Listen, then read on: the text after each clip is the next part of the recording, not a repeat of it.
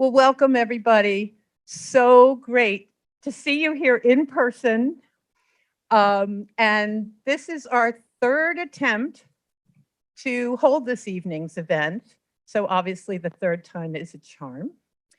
And it is also our first hybrid event. So I haven't been in front of a live audience in a very long time. But as I said, I kind of love it at the same time.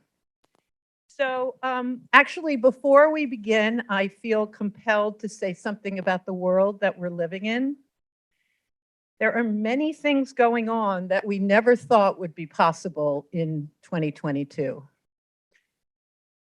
I think it is important for all of us to recognize our own responsibilities as humans to make the world a better place.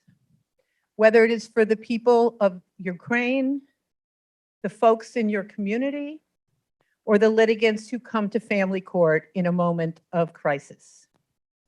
We all should do all that we can. And so I really appreciate you being here tonight to learn about what LIFT is doing and with our wonderful panelists who are going to give you a lot of important information about some of the challenges in family court and some of the quote unquote solutions for the future.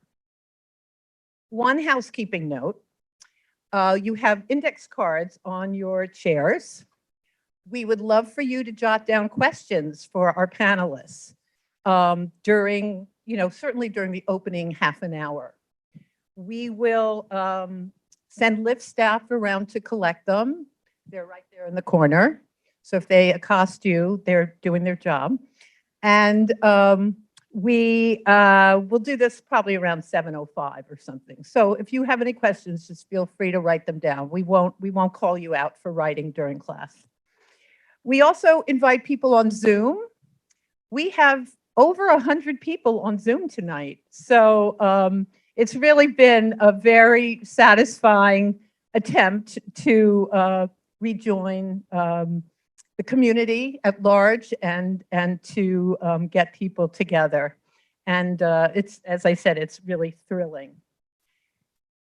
So before we actually start the conversation that we're going to have tonight, I would like to introduce you to City Council member Keith Powers. We are in his district right now. And I just would like to add that LIFT is very, very dependent on the New York City Council. So, and they've been supporting us for many, many years.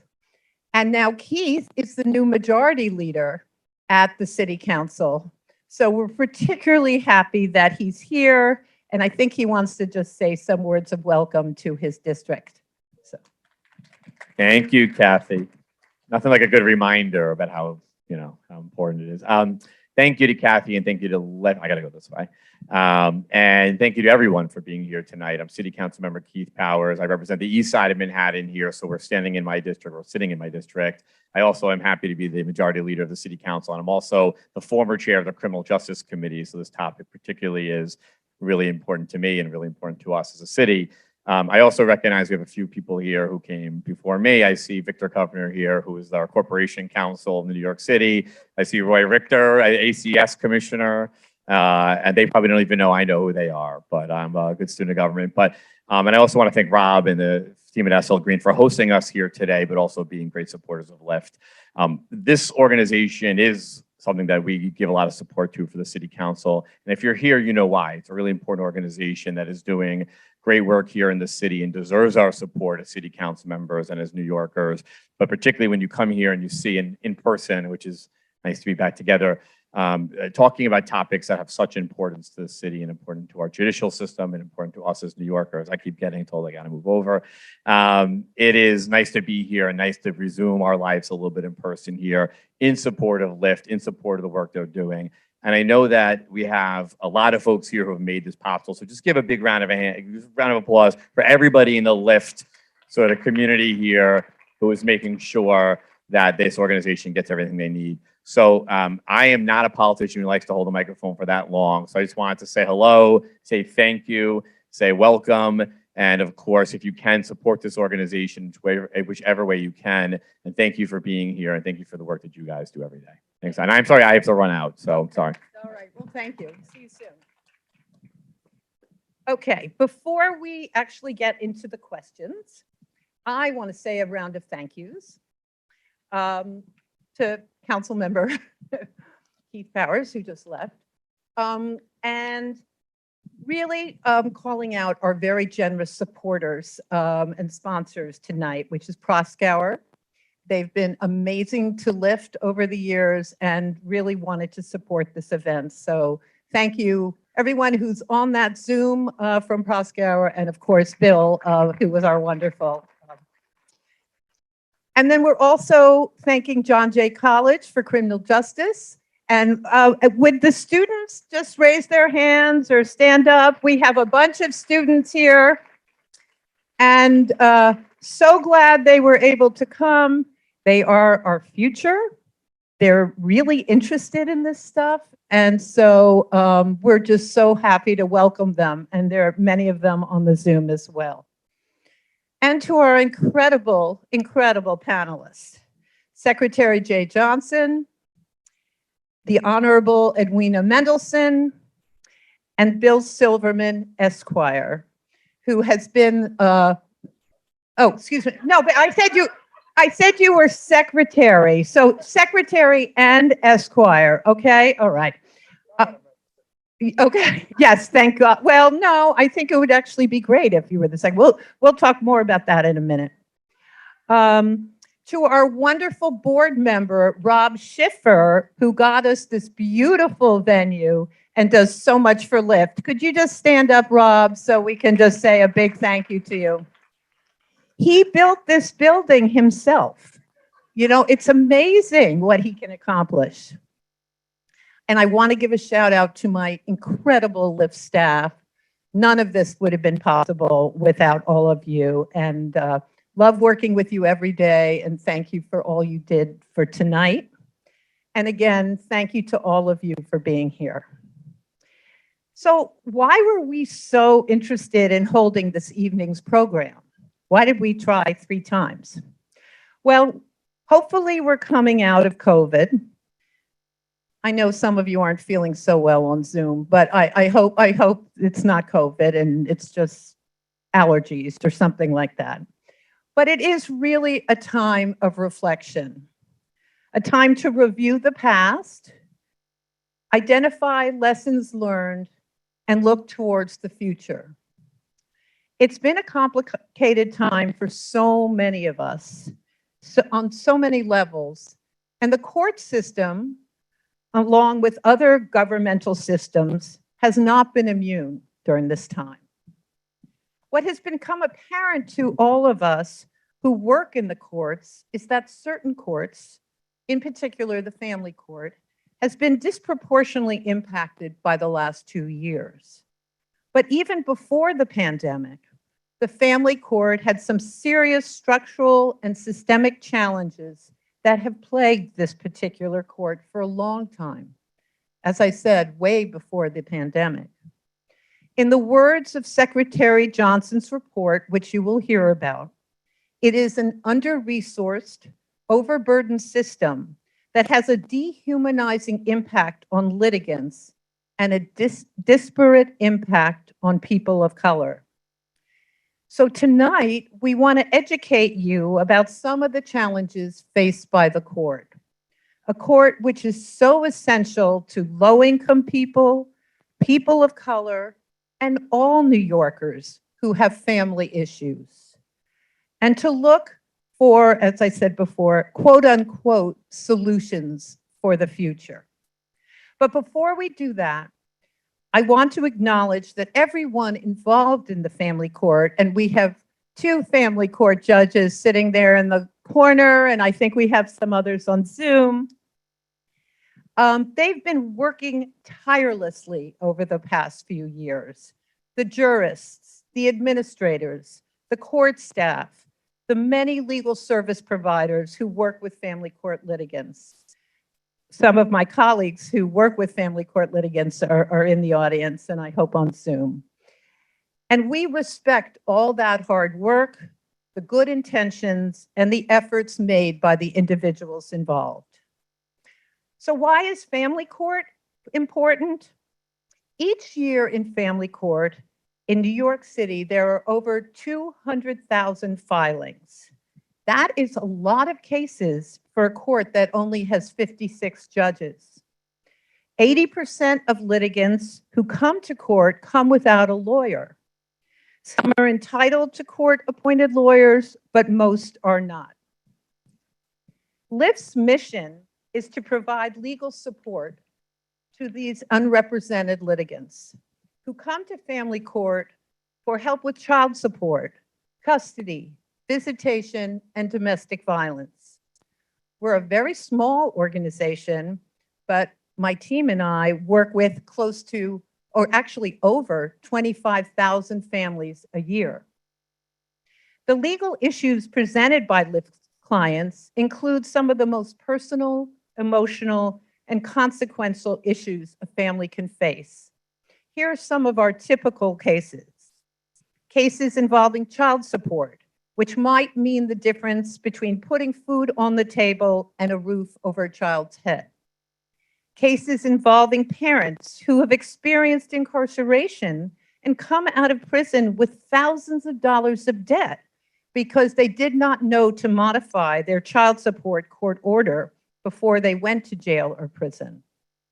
Cases involving parents who refuse to let the other parent visit their child or has relocated a child to another city or state without the knowledge of the other parent. And cases involving domestic violence, which impacts the safety of both parents, children, and future generations. The needs are so great, and the court is working very, very hard to support all the demands, and organizations like LIFT are working to support the court and the litigants. The past 2 years of the pandemic have been particularly demanding. In 2021, over 24,000 people called LIFT, as compared to 14,000 just the year before. And our legal advice consultations grew by 185%. So tonight, we will attempt to educate you about the family court and its impact on certain populations so that you can better understand what challenges the court faces, why the work we do is so very important, and how you can get more involved.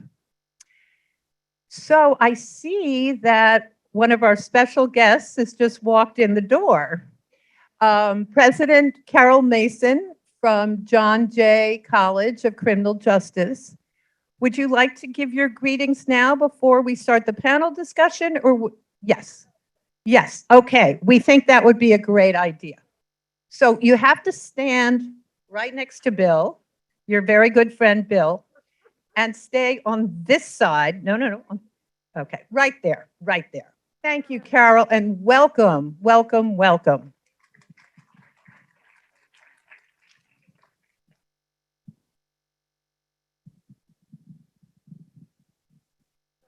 Prepared remarks, but I'm not going to use them because it's much more informal than that. So thank you all. I apologize for being late.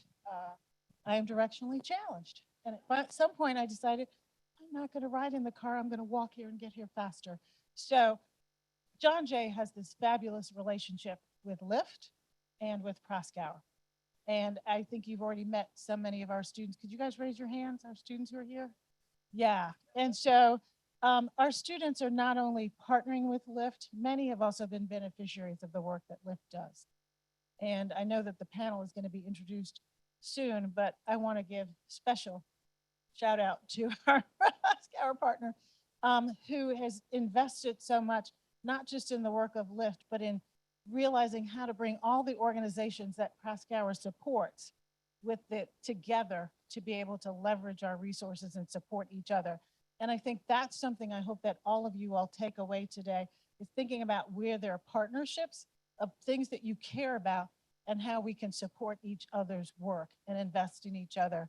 And that's what Proskauer has done with our 30 students who've worked with LIFT alone. And that's not including the other students that Proskauer has supported. And I have to give a special thanks and shout out to Secretary Jay Johnson there. Um, we got a chance to work together, but he knows I always tease him and say that my name is not President Carol Mason to Jay. It is Kevin's twin sister to Jay. He and my twin brother went to college. They're classmates together. So I have a fondness for Jay as well. But I think that this panel, I'm here anxious to learn. I think the key thing for all of us in these conversations is to see that we can do something to make a difference. I think when we see all of the issues happening in the country and in the world, sometimes we get paralyzed in thinking the problems are so big, what can I do? And the nature of this conversation is they're going to help you know what you can do and where you can find your place in making this country, this world, our systems, plural, systems better, more fair and equitable, so that one day I think Lyft would love to be put out of business because they won't be needed, because the world is operating the way that we all want it to work, so that we are supportive of families, of children, of mothers, of families, so that they can all succeed and thrive. So I'm anxious to learn tonight with you all. And so with that, thank you again for coming and thank you for being interested in this work. Thank you so much, President Mason. And we're so happy to see you. We do have this wonderful relationship, but we haven't seen you in 2 years, so it's good to see you in person. All right, now we're going to start with the panel. And Secretary Johnson, I'm going to start with you. Thank you so much for joining us. I just want to give a little background on his storied career. Can't tell you everything because it would take too long. But he's currently a partner at Paul Weiss, and a shout out to the Paul Weiss people who are here. And he is the former Secretary of Homeland Security under President Obama. He was also General Counsel of the Defense Department and of the Department of the Air Force. He sits on many boards and is currently a favored commentator on multiple media outlets about world affairs.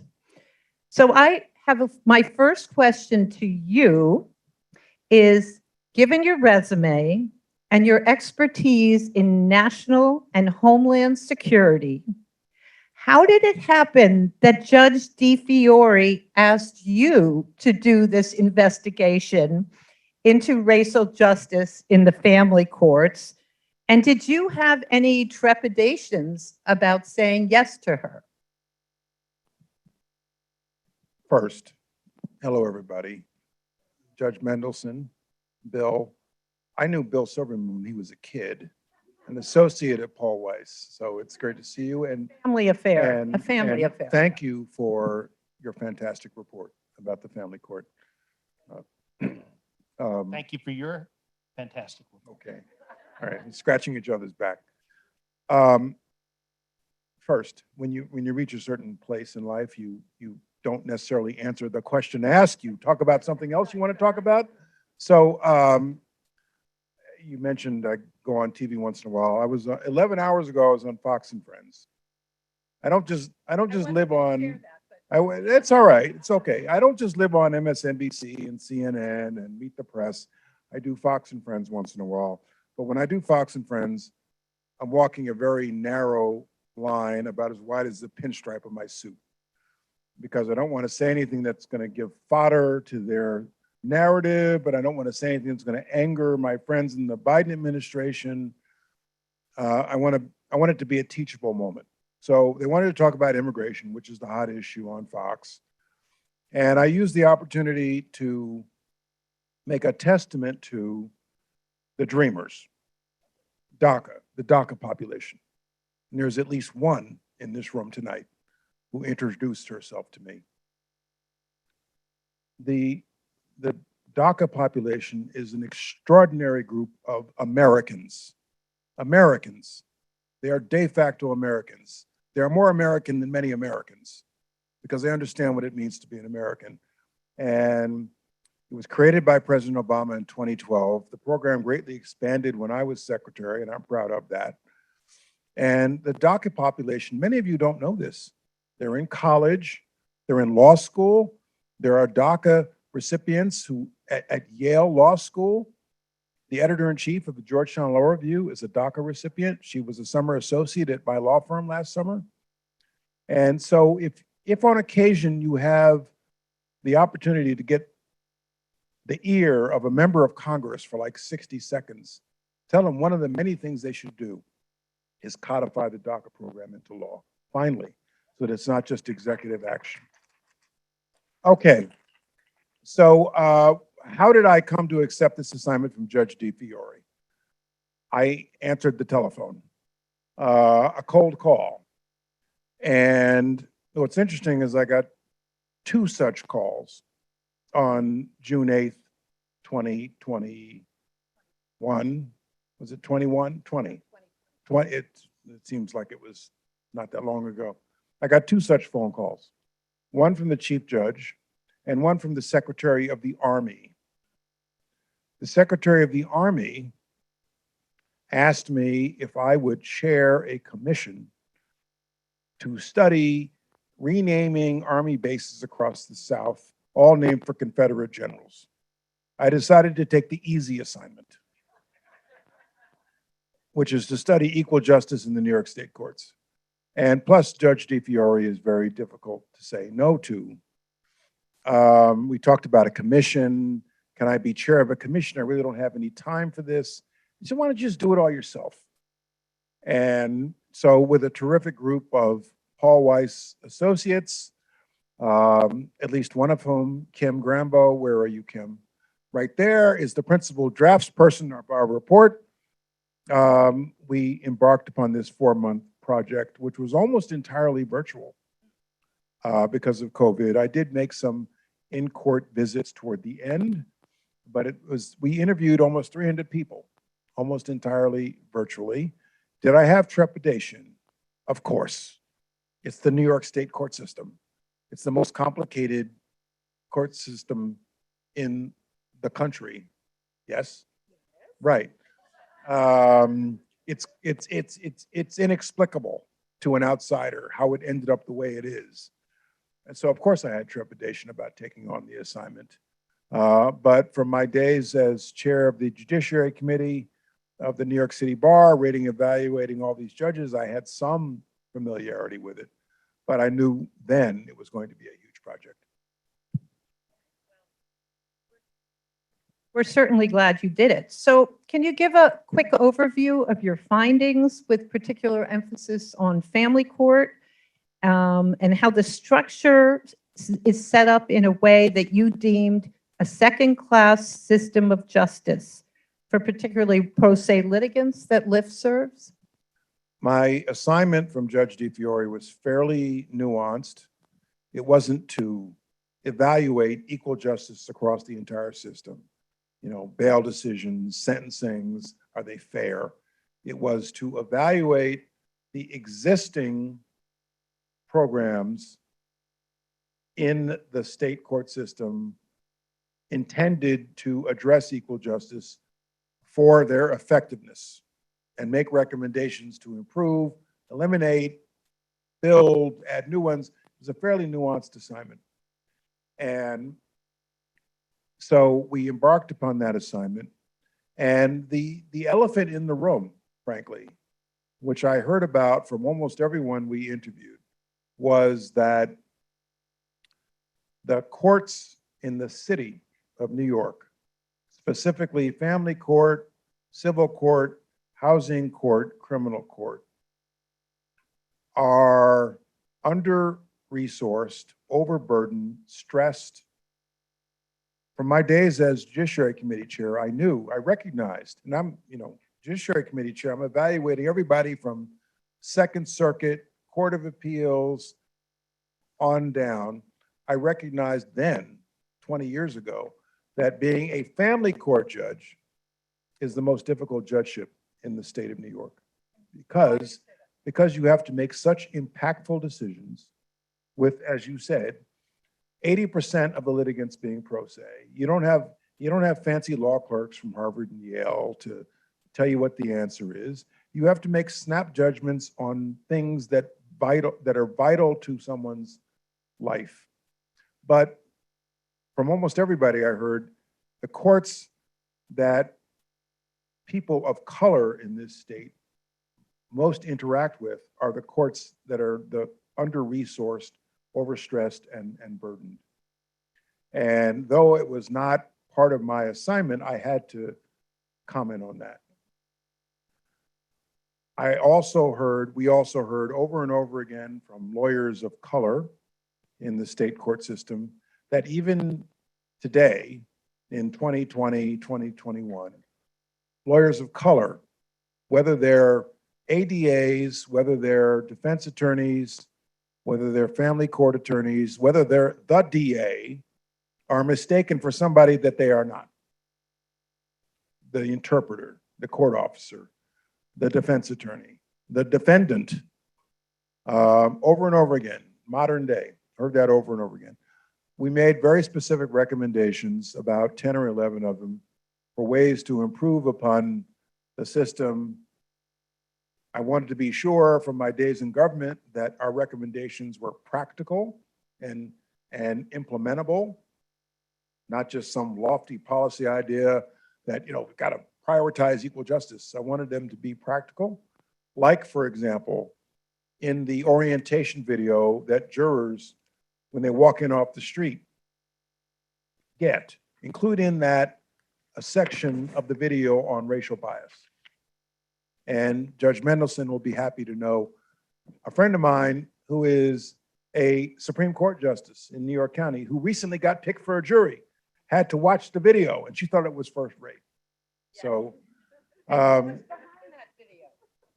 exactly, right. So we made a number of specific recommendations that are all in the public report. I encourage everybody to read. Okay, I mean, is there one that, I mean, you talked about the jurists, is there one that Yes. stands out for you Yeah, as yeah. the most So critical?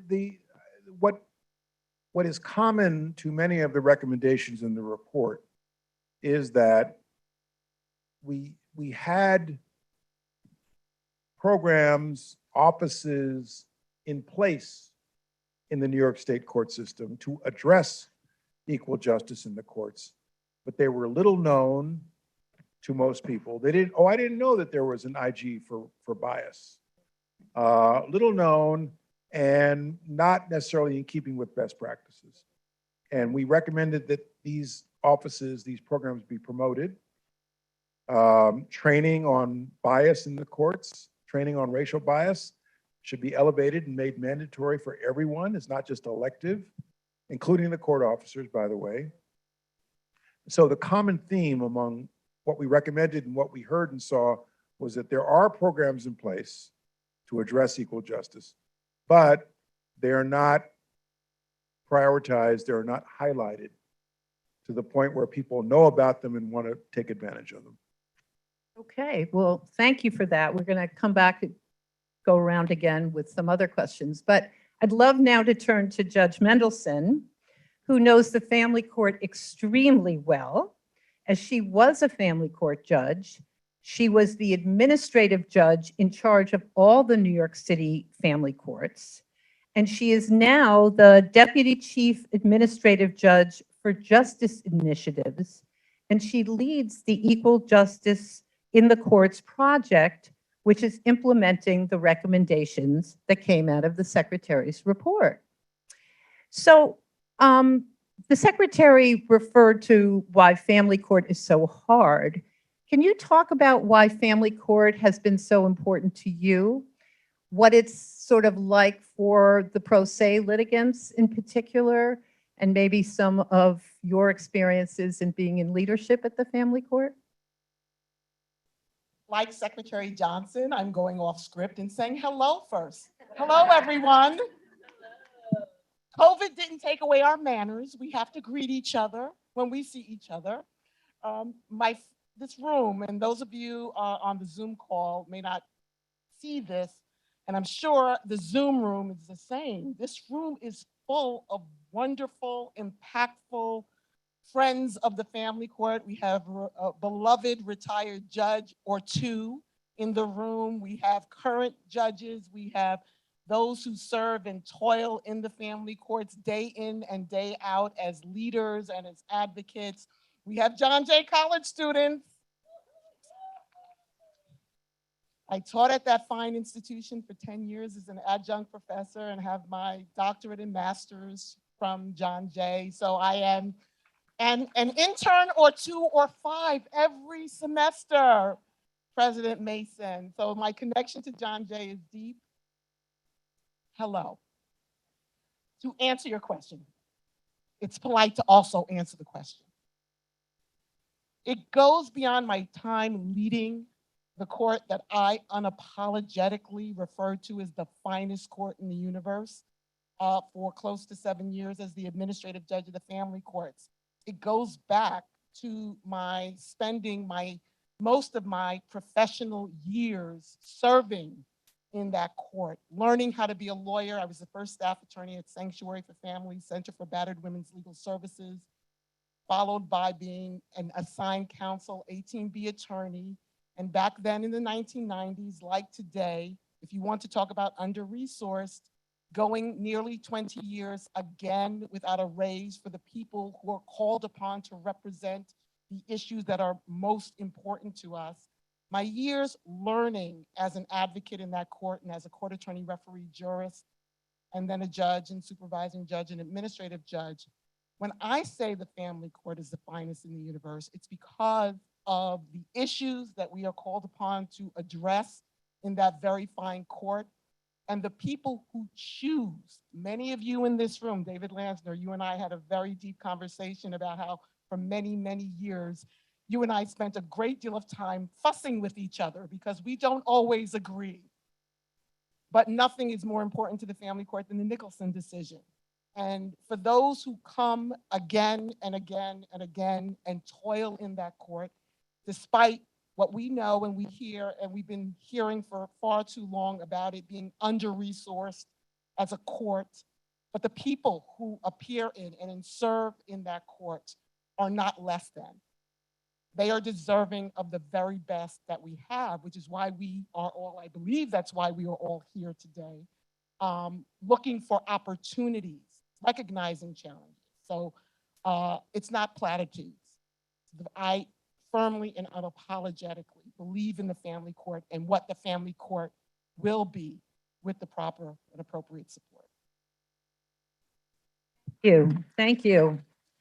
No better champion of the family court than Judge Mendelson. Lyft works on a lot of child support cases. 40% of all cases in family court are for child support. And as I mentioned before, there's no right to an attorney in most of these cases.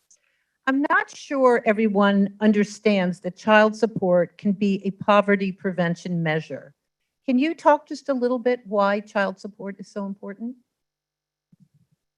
So this should be obvious. The essentials of life, the ability to feed oneself, one's children, one's family, to have a roof over one's head, the ability to be able to provide for your family when parents who are no longer together or perhaps never were actually in a committed relationship are not able to agree about the amount of financial support that is necessary for the child and the family. That is what the family court is there for. And I have to commend particularly the support magistrates who toil in our courts.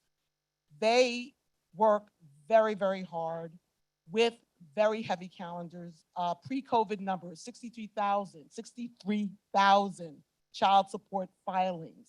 Most of the cases, people are appearing without attorneys. That makes the case much more difficult for the person who is presiding because it's difficult enough with you wonderful advocates zealously advocating in court, but having to start when one or both parties do not have an attorney to explain the complexities of court. It's very, very difficult. So yes, it's poverty prevention when we are addressing child support. And if I ruled the world, child support would be one of those areas where there is a right to counsel. We concur with that. And I want to just say that we're on sort of a campaign to educate people why child support is an essential part of a family's future and life. Judge Mendelson, could you comment on some of the steps you've taken to implement some of the recommendations from the Secretary's report? So you're gonna have to take this mic away from Okay, me. all if right, you want me only to have- Talk about that. You only have a couple minutes, so I'm going to cut you off. I'm warning you. So, they talk about his report and his report. We've got a report too. It's upside down. This is Chief Judge DeFiore's Equal Justice in the New York State Courts Year in Review 2020 to 2021. So you have to read this. You have homework. It is a court order. I will get back to you and make sure you've done it. Chief Judge DeFiore and Chief Administrative Judge Marks immediately embraced every single one of those recommendations made. They were practical, not easy, but practical and doable. And many, many people, court leaders, administrators, many, many people, 2 leaders in my office who are project managers. I have to say their names because they have been working morning, noon, and night, and through the night sometimes, to promote equal justice in our courts, Michelle Smith and Rosemary Martinez. We have been working, thank you, you know them. They are amazing, working morning, noon, and night and through the night, and far too many weekends to promote equal justice in our courts. Embracing all of the recommendations and implementing them are 2 different things, but we are working hard to implement them. It was the defining assignment of my life. And I've had some very, very great and grand assignments. One, leading the implementation for the courts of the Raise the Age legislation with a few key people in the room. You know who you are. Nice to see you. I thought that was the assignment of my life. And then I received a phone call as well from the unsay knowable to Chief Judge DeFiore to lead this endeavor for the courts. And we've been working hard at it. Mandatory bias training is in the works. Our chief judge, our chief administrative judge, our deputy chief judges and other court leaders have already completed the first phase of mandatory bias training. That is the commitment to lead from the top that was recommended by Secretary Johnson. They were first to complete bias training that is going to be mandated for every court employee, every judge, court officer, and including our town and village justices.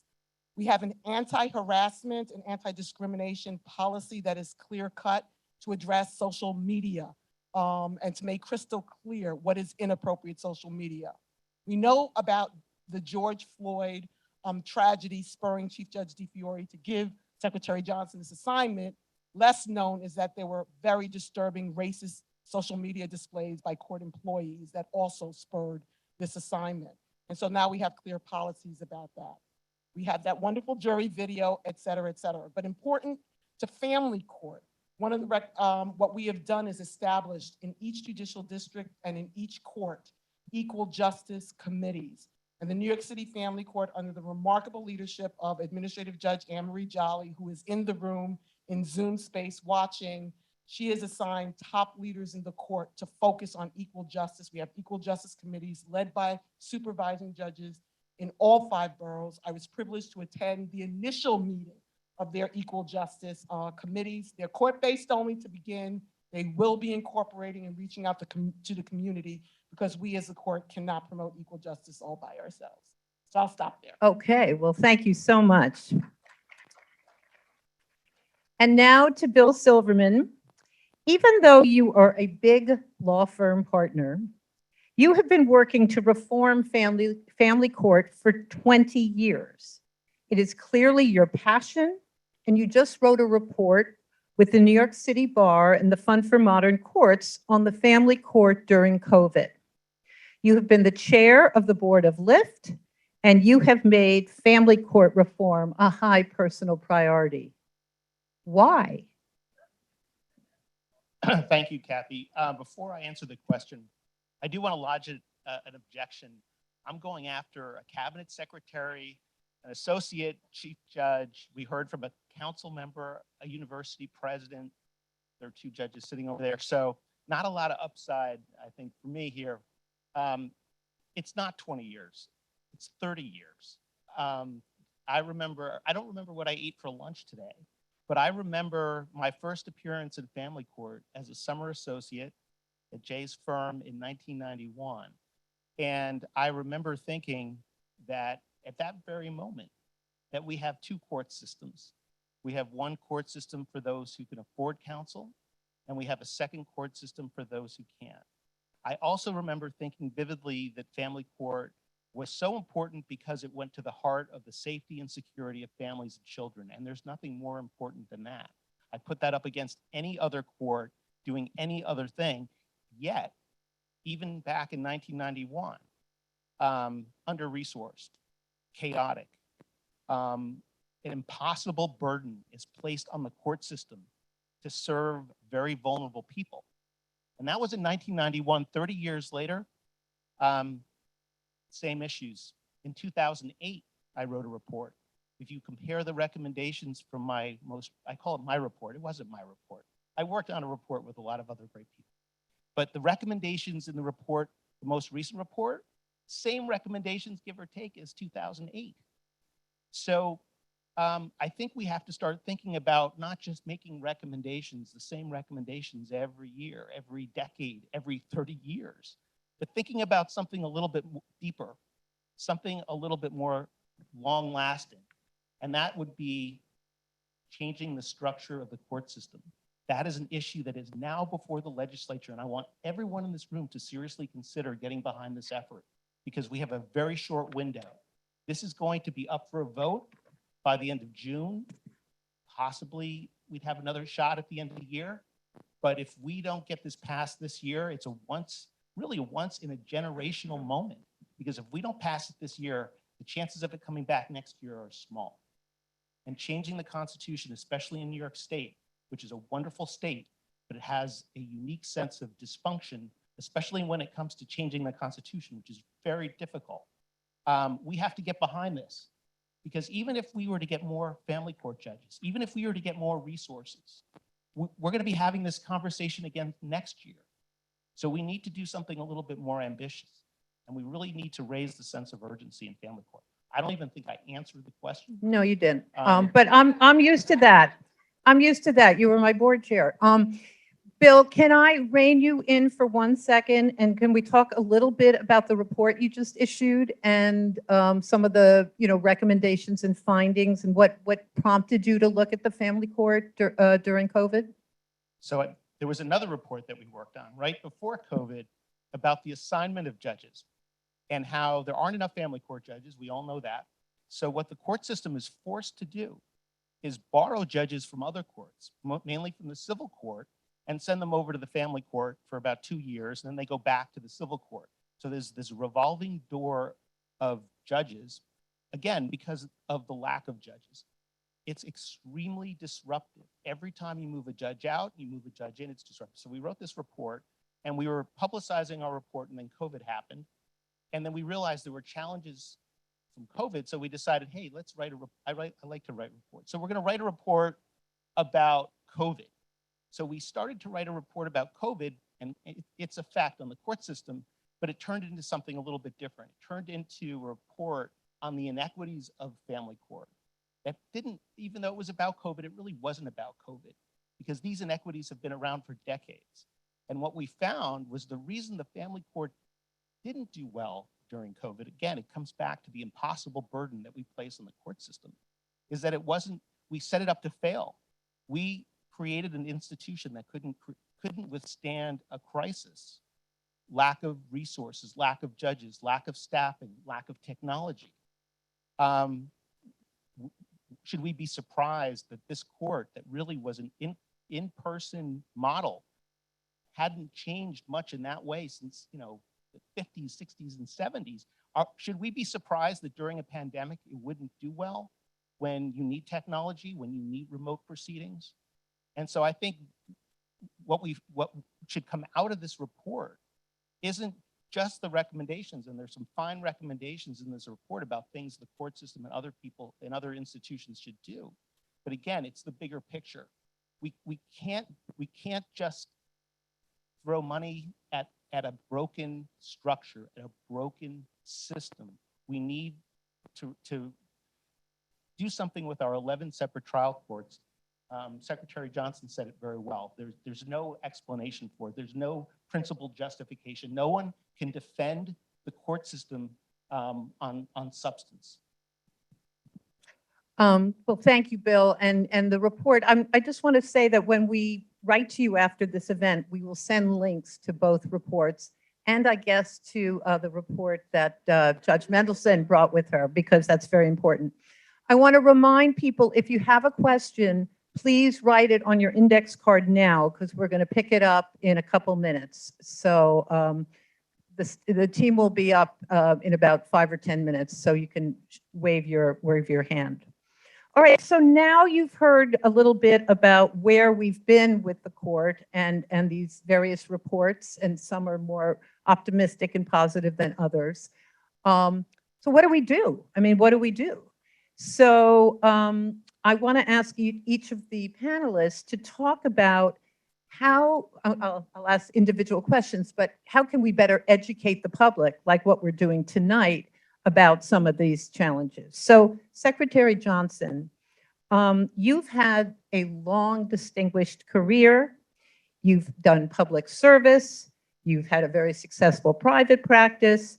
Can you talk about why this combination has been so important to you and what you think the role of a lawyer is in the public sector and public service? There's a moment for everybody in this room when you came of age politically, when you had your awakening to the larger world around you.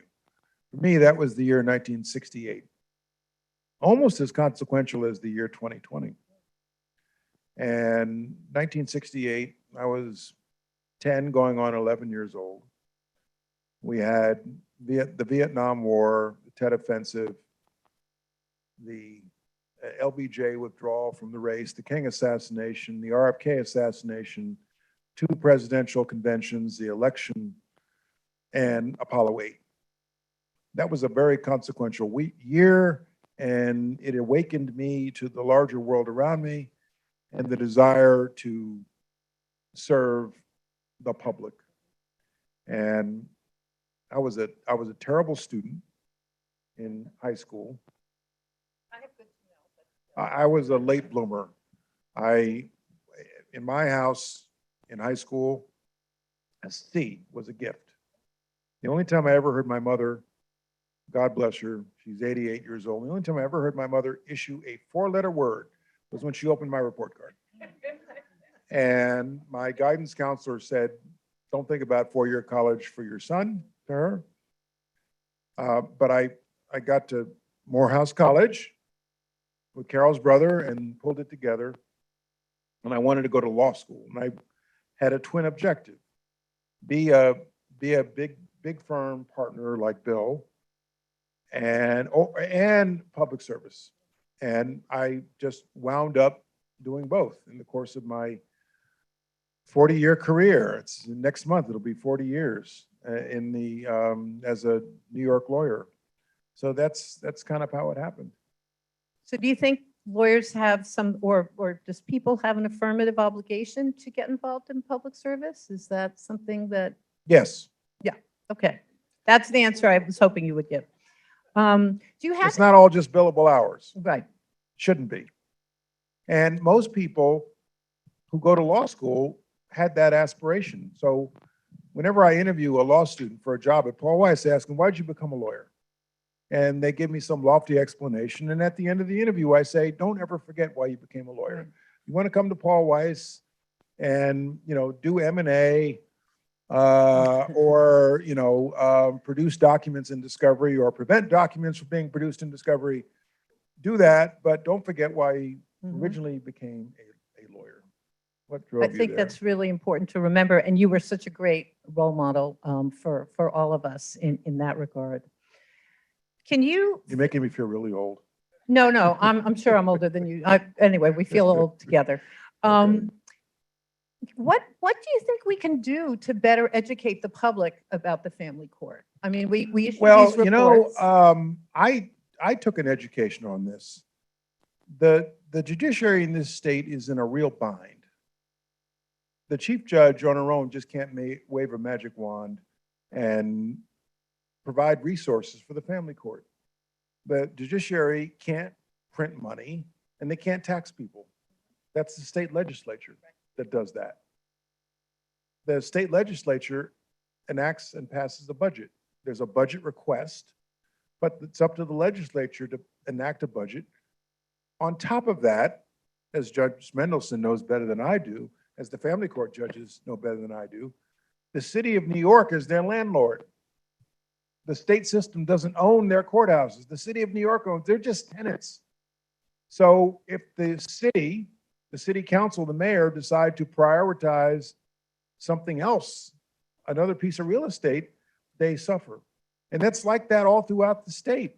The municipalities are the landlords for the courthouses. How crazy is that? And so to do all the wonderful things we're talking about this evening, you've got to get all three branches of the state government, plus you've got to get cities, towns, villages to step up in their part to the delivery of civil and criminal justice. It's a really good point. Judge Mendelson, you are inside the court system. In addition to the great work you are doing in racial equity, do you see other positive signs that the court system is moving forward from the pandemic? For example, some of Lyft's clients have had very long waits to get court dates. Where they're confused about the website often, and they have issues navigating the virtual court. Can you talk a little bit about where the court is in sort of its evolution coming out of COVID? So I want to remind us all that COVID was not a planned event that any of us was ready for. But, you know, I won't call it a silver lining. There are things that we will be maintaining. We are no longer in crisis mode. We are being very, very thoughtful and planning next stages. Think about how we are greeting and meeting and convening today. Let's pretend or call it hybrid court, because that's going to be happening. We are no longer going to be compelling every single court user to take time off of work, to obtain childcare, and to rearrange their lives in order to appear in court. There are some matters that require an in-person proceeding, and we will absolutely and have been providing that, but we're also going to maintain the modern technology that in the same way that we are having this convening this evening. And while we do have the ability and the need to move with technology in our family courts, particularly New York City family courts, have been electronic courts, utilizing less paper than any other court, and we did that early. So that actually put us in a very, very good position to be ready to receive the resources that we are now receiving to prepare us to have more use of virtual court operations. I oversee, equal justice has taken over my life, but I did have a job before that. And it was a very, very busy job. One of the 5 divisions of the Office for Justice Initiatives is the Access to Justice Division, where we spend a lot of time trying to address the gaps in access to justice and providing particularly unrepresented, and I don't use the term pro se often, I use unrepresented. It's not a choice to not have an attorney for the courts we're talking about. It's not a choice. I choose to represent myself. It is I cannot afford to hire an attorney, and so I am going it on my own, unrepresented. And so my office oversees a number of endeavors, a court help website, volunteer attorney programs, including the remarkable New York City volunteer attorney program in family court that has grown and expanded. And we have public-private partnerships with beautiful entities like Lyft. I've been a fan of Lyft since it began, even as an assigned counsel attorney, sending my clients there to receive supplemental information to assist me in representing my clients. Lyft is providing, along with other entities, spaces outside of the court where those who do not have the technology to participate in our court proceedings can connect with the courts. And we're doing that in our family courts in New York City. People can come to family court if they don't have the technology to participate and receive the help and appear in their court proceedings in safe space and family court. But why come to the family court if you don't have to? You need to be in your community, and we're trying to do things like that. She said terrific. Did you hear that? I said terrific, and I meant it, and I really meant it. Okay, Bill, you are the pro bono guru. Can you recommend ways for the private sector or the private bar in particular to get involved in addressing some of these challenges? For example, what role can technology play in the future of the courts? You've been so helpful to Lyft to be tech forward. We started providing remote consultations to litigants even before COVID came, and that was one of the programs you helped us start. You're asking and answering. Okay, I'm just, okay. So I won't ask anymore. Go, answer, because you have such good answers. So I don't even know how to use the remote control to my TV at home, but do recognize that when you have 80% unrepresented, when you have such a high volume court, that the future, like everything else, is technology. And Lyft has a great technology pro bono project where you can help people from your desk, anyone in the state. And we developed this before COVID with the idea that we wouldn't have to send 2 people to Poughkeepsie to hand out literature. But during COVID, boy, oh boy, wasn't this a good idea? Now we want to sort of take it to the next level. But to answer your question, so I would start with pro bono for those lawyers who want to give back. There are lots of opportunities in family court to take cases A through Z, but also through programs like Lyft or the great volunteer attorney program that Judge Mendelson mentioned to help in a more limited capacity. So always start with pro bono. Then there's advocacy. And I mentioned in the beginning the idea of standing up for this constitutional amendment. We need to give the court the ability to put resources where they're most needed. And that's only going to happen through constitutional reform. The other problem, real quick, without constitutional reform is that you have parallel proceedings. You can't get a divorce in family court. Who designs a family court that doesn't provide a divorce to the families who appear before the court? A family court judge doesn't have general equity jurisdiction, can't order people to do all kinds of things that are in the interest of justice. It's ridiculous, right? So number 2 would be advocacy for those common sense things. And then number 3 is kind of a hybrid of the 2. So we're putting together a technology council. And this technology council will probably issue another report, so I can talk about the next report, but we'll be making recommendations to try to bridge the private sector with the public sector and try to get technology companies, people who know something about technology, law firms that may want to devote some resources to really taking the technology in family court and taking it to the next level and really getting the private sector. We want a constitutional amendment. We want more resources. We want the legislature to step up. But whether they do or not, I do think the private sector plays a very critical role in sort of the next step of access to justice. Thank you all so much. I just would love to add that Lyft has had a really interesting public-private partnership.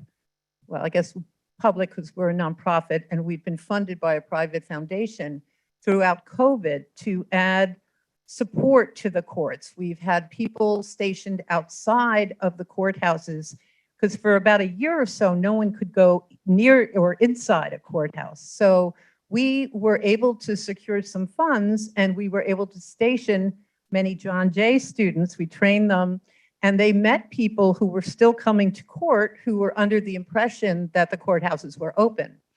In 2 months in the fall of 2020, we saw over 9,000 people at the 5 family courts in New York City.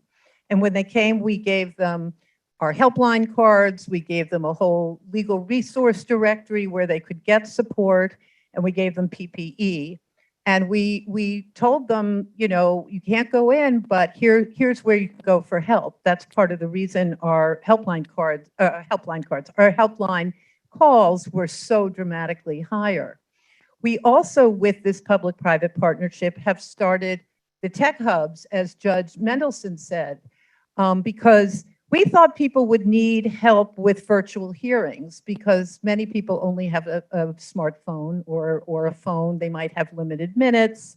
They might not have Wi-Fi where they are.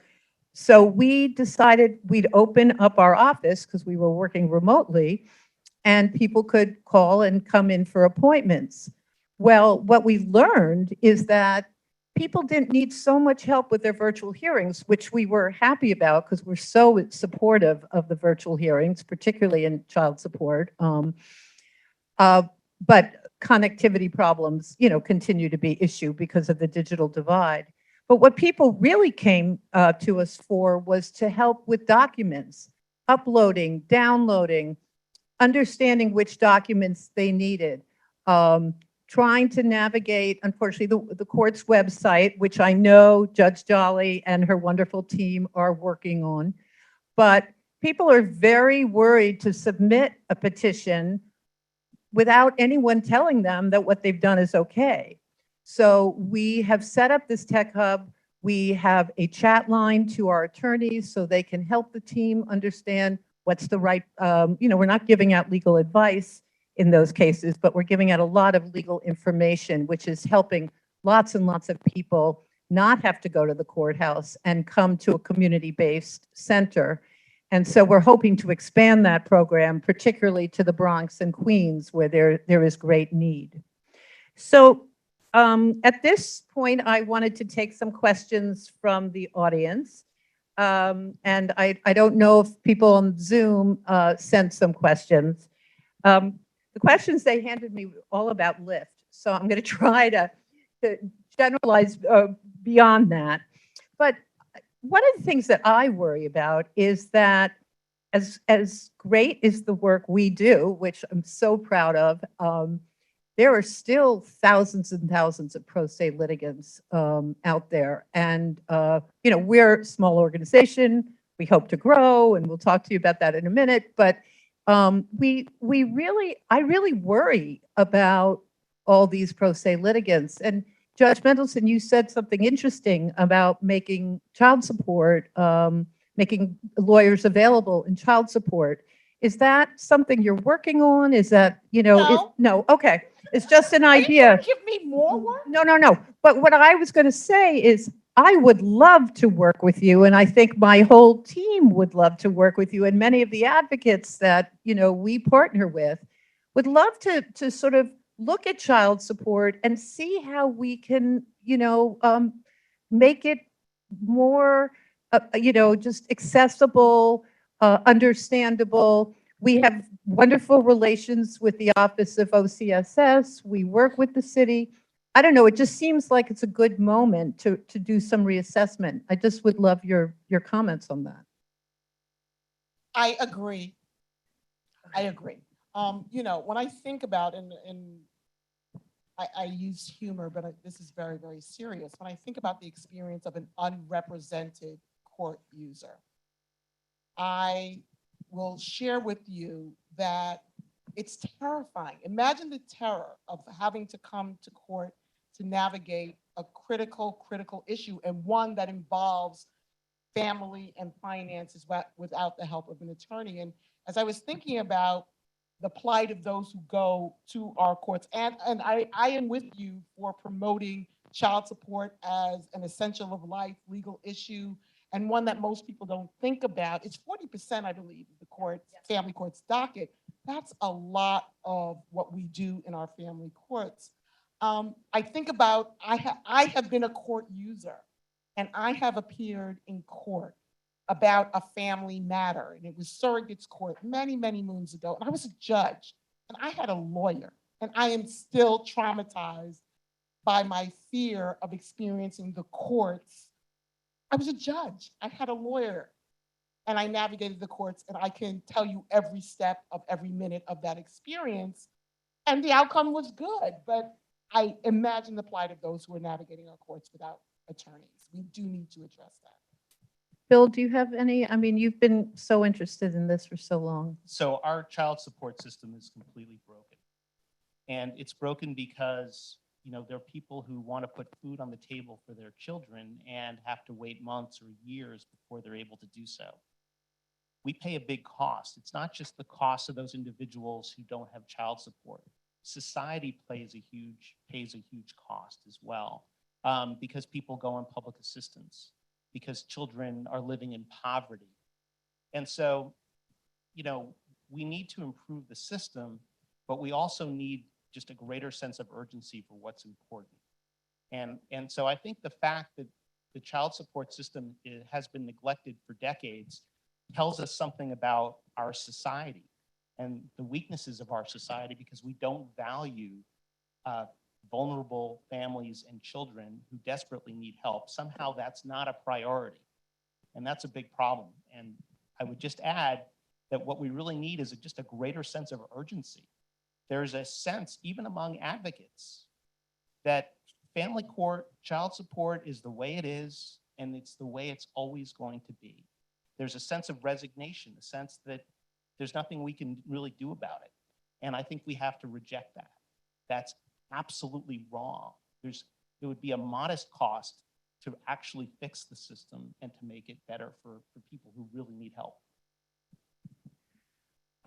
Okay, I think we're going to do some closing remarks because we're very, I told everybody we'd be out of here at 7:30. So I just want to thank our speakers so very much for being here, for doing all that you do and all that you will do. And we look forward to very much look forward to partnering with you for many years to come. So can I have a round of applause for our wonderful speakers?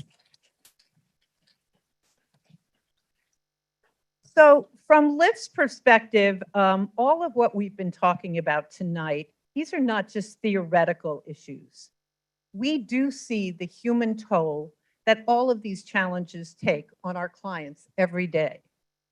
As you heard, these three leaders also know that there are very real people behind all of these statistics and real families who are impacted by old, outdated practices and beliefs.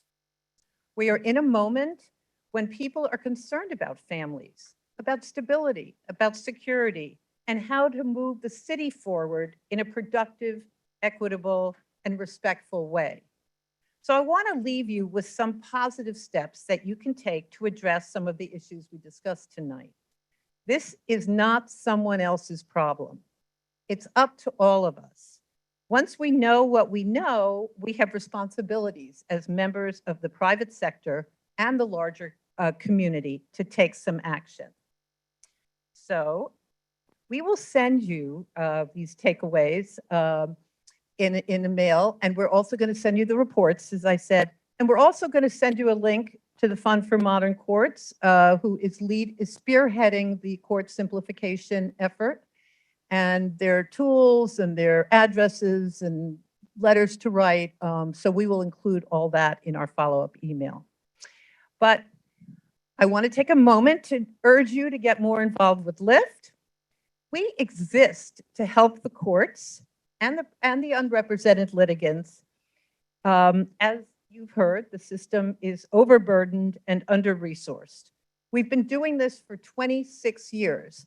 Actually, Judge Liberty Aldrich, who's in the audience, was one of the founders of Lift 26 years ago.